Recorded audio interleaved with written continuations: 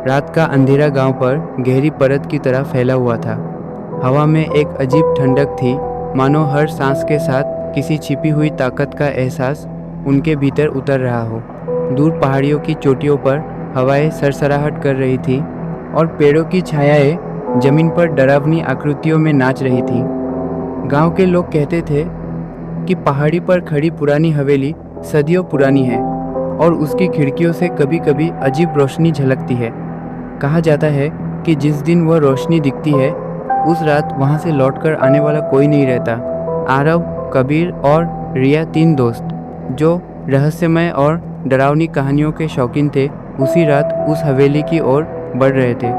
उनके हाथ में कैमरा, टॉर्च और कुछ जरूरी सामान था। जैसे ही वे गांव की आखिरी बस्ती पार करते हुए पहाड़ी की ओर बढ़े, हवा और तेज हो गई। पेड़ों की पत्तियां अचानक से तेज सरसराने लगीं और उनकी छायाएं जमीन पर डरावनी आकृतियों में बदल गईं। हवेली के पास पहुंचते ही उनका दिल जोर जोर से धड़कने लगा। लोहे का पुराना दरवाजा चर्र चर्र की आवाज़ के साथ हिल रहा था, जैसे कोई उनके आने का इंतज़ार कर रहा हो। आरव ने हिम्मत जुटाकर दरवाज़ा धक्का दिया। दरवाज़ा चर्राहट के साथ खुला और अंदर घुसते ही एक गहरी बदबूदार खामोशी ने उनका स्वागत किया। दीवारों पर पुराने खून के धब्बे, फर्श पर धूल की मोटी परत और टूटे हुए फर्नीचर का अजीब मिश्रण हवेली की उम्र का सबूत दे रहा था। रिया की सांसें तेज हो गईं। उनके कदमों की आवाज़ फर्श पर गूंज रही थी और हर ध्वनि हवेली की खामोशी को और भयावह बना रही थी। जैसे ही उन्होंने अंदर का निरीक्षण करना शुरू किया, हवा अचानक ठंडी हो गई और टॉर्च की रोशनी झिलमिलाने लगी। दीवार पर एक तस्वीर टिकी हुई थी, एक औरत की जिसकी आंखें सीधे उनकी आंखों में देख रही थीं। रिया को लगा कि तस्वीर मुस्कुरा रही है, जबकि कबीर ने मजाक में कहा कि ये सब भ्रम है। तभी पीछे से दरवाज़ा अपने आप बंद हो गया। जोर की आवाज़ गूंजी और कमरे में अजीब खामोशी छा गई। तीनों के दिल की धड़कनें तेज हो गईं।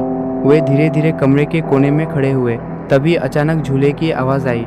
एक पुराना झूला धीरे धीरे हिल रहा था, बिना किसी के उसे छुए। रिया की आंखें डर से फैल गईं।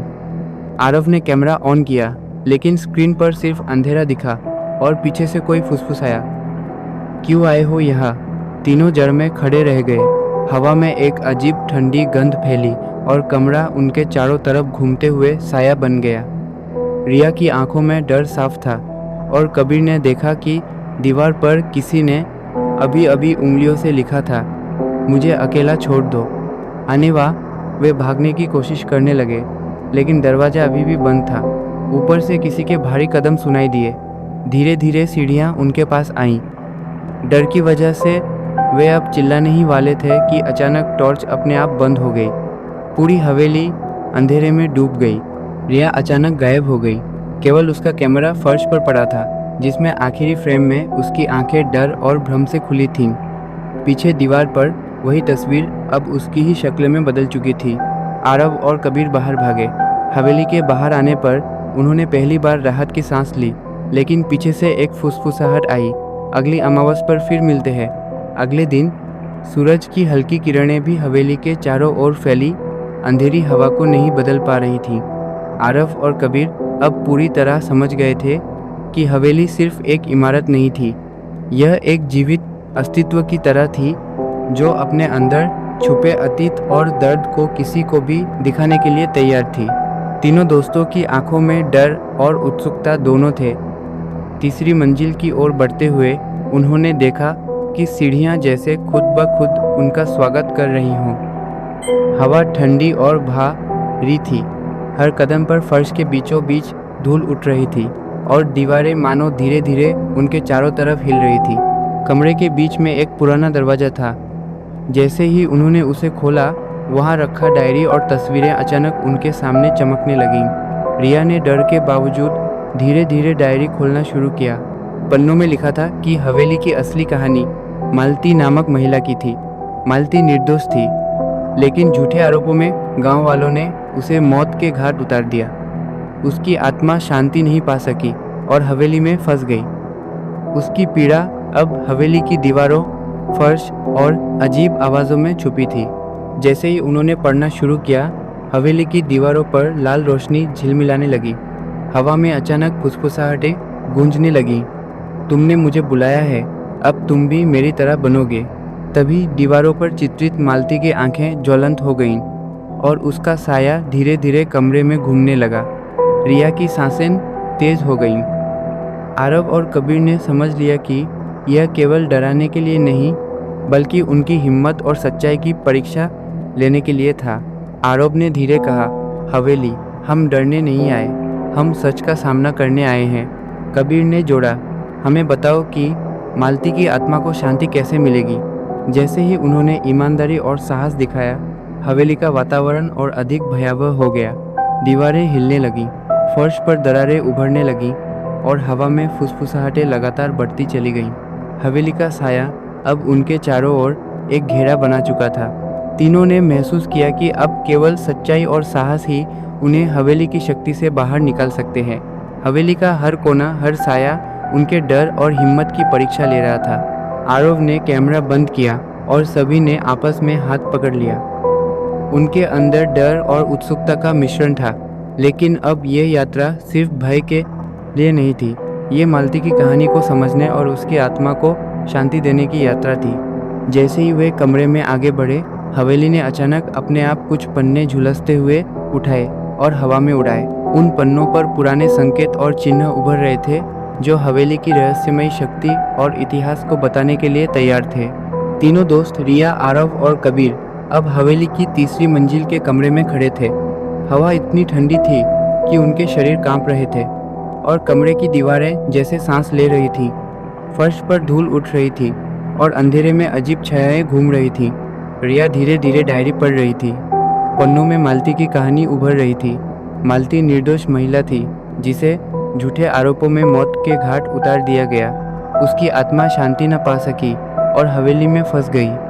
उसकी पीड़ा अब हवेली की दीवारों, फर्श और फुसफुसाहटों में छुपी हुई थी। जैसे ही उन्होंने पन्नों को पढ़ा, हवेली ने अचानक अपना रूप बदल दिया। दीवारें हिलने लगीं, लाल रोशनी चारों ओर फैल गई और हवा में फुसफुसाहटें गूंजने लगीं। तुमने मुझे बुलाया है, अब तुम भी मेरी तरह बनोगे। मालती का साया प्रकट हुआ। उसकी आंखें लाल ज्वलंत थीं और उसका साया धीरे धीरे उनके चारों ओर घूम रहा था। रिया की सांसें तेज हो गईं। आरव और कबीर ने एक साथ कदम बढ़ाए। उन्होंने डर को अपने भीतर रोकते हुए मालती की पीड़ा को समझा और स्वीकार किया। आरव ने धीरे कहा, हवेली, हम डरने नहीं आए, हम सच का सामना करने आए हैं। कबीर ने भी कहा, हवेली, हमें बताओ कि मालती की आत्मा को शांति कैसे मिलेगी। जैसे ही उन्होंने ईमानदारी और साहस दिखाया, हवेली का वातावरण बदल गया। लाल रोशनी फीकी पड़ गई, दीवारें स्थिर हो गईं और मालती का साया धीरे धीरे शांत होकर गायब हो गया। लेकिन हवेली अभी पूरी तरह शांत नहीं थी। कमरे के कोनों में अजीब शैडोज अब भी घूम रहे थे और फर्श पर धीरे धीरे कदमों के निशान उभर रहे थे। यह उनके साहस और समझदारी की अंतिम परीक्षा थी। तीनों ने महसूस किया कि अब डर केवल बाहरी नहीं, बल्कि उनके अंदर भी था। हवेली का हर साया, हर ध्वनि उनके मन की कमजोरी को परख रही थी। उन्होंने एक दूसरे का हाथ पकड़कर साहस जुटाया। जैसे ही वे कमरे के आखिरी हिस्से में पहुंचे, हवेली ने खुद ब खुद कुछ पुराने पन्ने हवा में उड़ाए। उन पन्नों पर संकेत और चिन्ह उभर रहे थे, जो मालती की आत्मा और हवेली के अतीत को पूरी तरह उजागर कर रहे थे। हवेली की तीसरी मंजिल में खड़े हुए आरव, कबीर और रिया ने महसूस किया कि अब डर सिर्फ उनके चारों ओर नहीं, बल्कि उनके भीतर भी था। हवेली की दीवारें जैसे जीवित हो गई थीं और हर साया उनके मन की कमजोरी को परख रहा था। रिया ने डायरी पढ़ते हुए मालती की कहानी का अंतिम अंश साझा किया। मालती निर्दोष थी, झूठे आरोपों में मौत के घाट उतारी गई और उसकी आत्मा शांति न पा सकी। हवेली में फंसी आत्मा अब केवल सच्चाई और साहस को पहचानती थी। जैसे ही उन्होंने शब्द पढ़े, हवेली ने अचानक अपना रूप बदल दिया। दीवारें हिलने लगीं, फर्श पर दरारें उभरने लगीं और हवा में फुसफुसाहटें लगातार बढ़ती चली गईं। सच का सामना करो या हमेशा के लिए रहो। मालती का साया प्रकट हुआ। उसकी आंखें लाल ज्वलंत थीं और उसके चारों ओर अंधेरा फैल रहा था। रिया, आरव और कबीर ने एक साथ कदम बढ़ाए। उन्होंने डर को अपने भीतर रोकते हुए मालती की पीड़ा को समझा और स्वीकार किया। आरव ने धीरे कहा, हवेली, हम डरने नहीं आए, हम सच का सामना करने आए हैं। कबीर ने जोड़ा, हमें बताओ कि मालती की आत्मा को शांति कैसे मिलेगी। जैसे ही उन्होंने ईमानदारी और साहस दिखाया, हवेली का वातावरण बदल गया। लाल रोशनी फीकी पड़ गई, दीवारें स्थिर हो गईं और मालती का साया धीरे धीरे शांत होकर गायब हो गया। या तीनों ने महसूस किया कि उनकी परीक्षा समाप्त हो गई थी। हवेली अब बस एक खामोश इमारत थी, लेकिन उसकी शक्ति और रहस्य हमेशा मौजूद रहेंगे। हवेली अब शांत थी। लाल रोशनी, फुसफुसाहट और अजीब साया सब गायब हो चुके थे। रिया, आरव और कबीर ने देखा कि मालती की आत्मा अब शांति से विदा ले चुकी थी। उसका चेहरा डरावना नहीं था, अब वह मुस्कुरा रही थी, मानो धन्यवाद कह रही हो। तीनों धीरे धीरे हवेली से बाहर निकले। बाहर की ठंडी हवा में उनके शरीर और दिलों ने राहत की सांस ली। हवेली की खामोशी अब केवल उसके पुराने इतिहास की गवाही दे रही थी। वे समझ गए कि हवेली केवल डर पैदा करने वाली इमारत नहीं थी, यह एक जीवित आत्मा की तरह थी जो अपनी कहानी और सच्चाई को बचा रही थी। लेकिन दूर से हवेली की खिड़कियों में हल्की रोशनी अभी भी झलक रही थी, मानो ये कहना चाहती हो कि हर रहस्य यह हमेशा जीवित रहेगा और जो भी उसके करीब जाएगा उसे अपनी हिम्मत और सच्चाई से सामना करना पड़ेगा।